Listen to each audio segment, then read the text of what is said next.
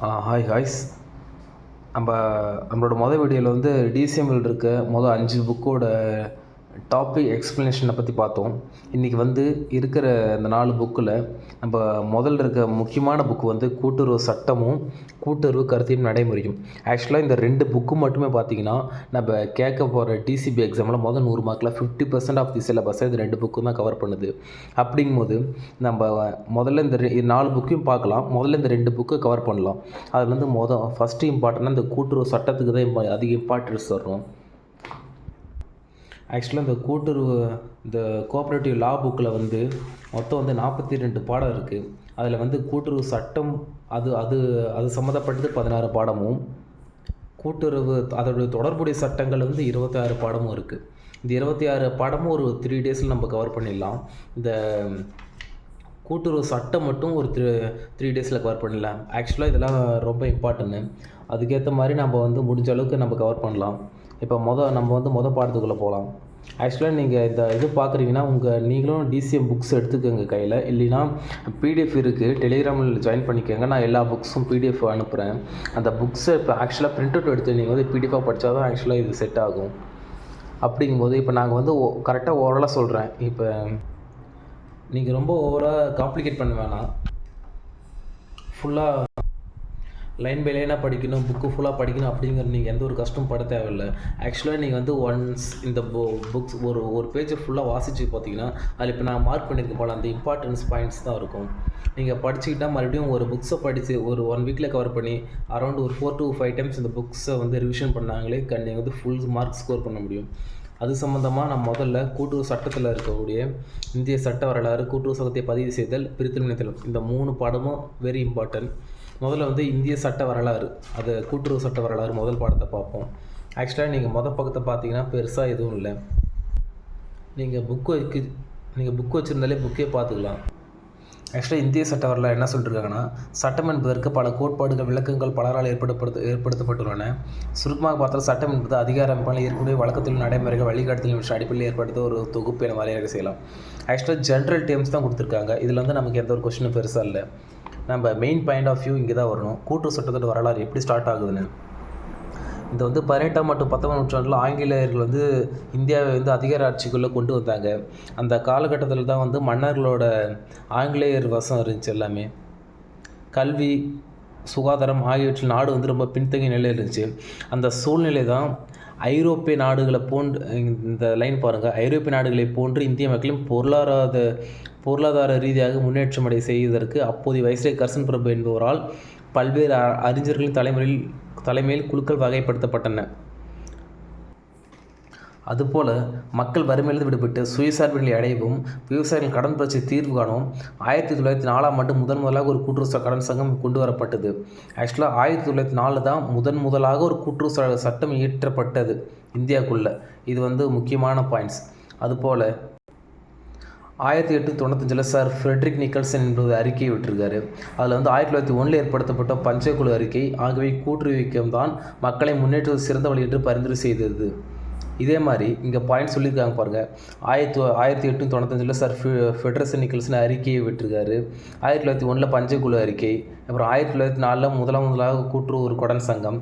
இந்த மாதிரி முக்கியமான பாயிண்ட்ஸ்லாம் நீங்கள் வந்து இயர்ஸில் நான் ஃபுல்லாக நோட் பண்ணி வச்சுருக்கேன்.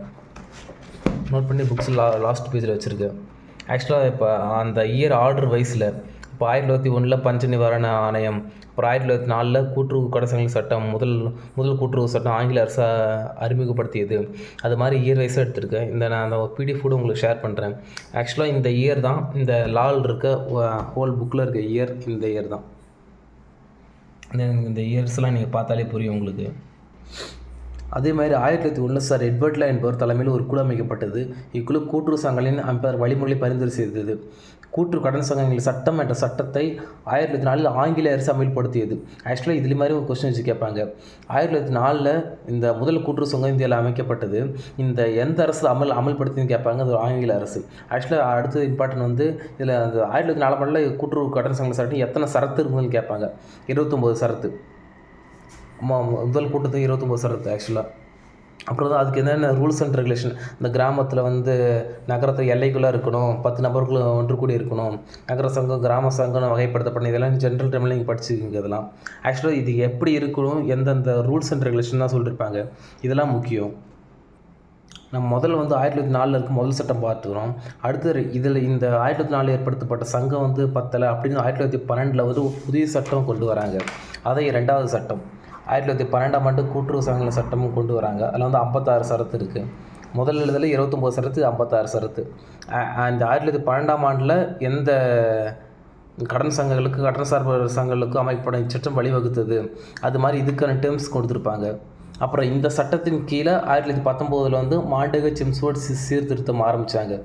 அதுக்கேற்ற மாதிரி நீங்கள் ஃபுல்லாக அந்த இதில் 1925 மகாராஷ்டிரா கூட்டுறவு சட்டம் இந்த மாதிரி புக்ஸ் வச்சுருந்தீங்கன்னா நீங்கள் வந்து இம்பார்ட்டன்ட் டேர்ம்ஸ்லாம் மார்க் பண்ணி ஃபுல்லாக ஒன்ஸ் நீங்கள் பார்த்தாலே ஃபுல்லாக இது கவர் ஆகிடும். அடுத்து 3வது டைம் பார்த்தீங்கன்னா 1932 தமிழ்நாடு கூட்டுறவு சங்கங்களின் சட்டம். ஆக்சுவலாக முதல்ல தமிழ்நாட்டில் 1932 தான் கூட்டுறவு சட்டம் முதல்ல தமிழ்நாட்டில் கொண்டு வராங்க. நீண்டகால கடன் வழங்குவதற்கும் கட்டமைப்பை வலுப்படுத்த டவுன்ஷன் குழுவின் சிபாரிசு 1934 கூட்டுறவு நில அடமான கடன் 33 சரத்து.